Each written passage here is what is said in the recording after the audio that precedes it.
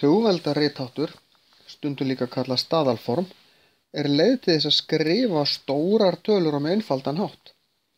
Til dæmis ef ég er með töluna 300.000, og tekur þetta nú svolítið pláss, ég get líka skrifað hana sem 3 sinnum 10 í 5. veldi.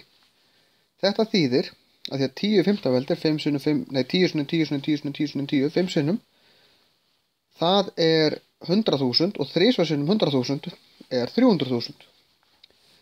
Þegar ég er með tölur svo 300.000 þá er nú ekki mikill munur á að skrifa þetta svona eða svona.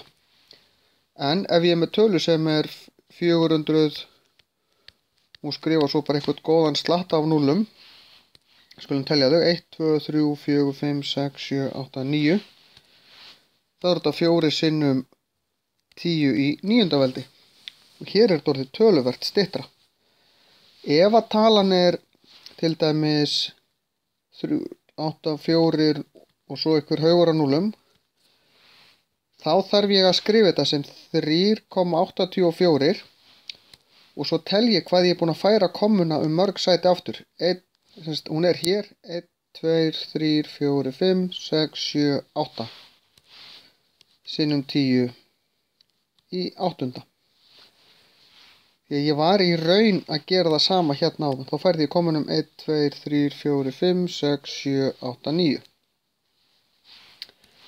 Ég get líka færði í hina áttina 0,000003 2. Þá færi ég kommuna 1, 2, 3, 4, 5, 6 sæti. 3,2 sinnum 10 í mínus 7. Þegar ég fer aftur á bak, í litlar tölur, þá er þetta alltaf í mínus.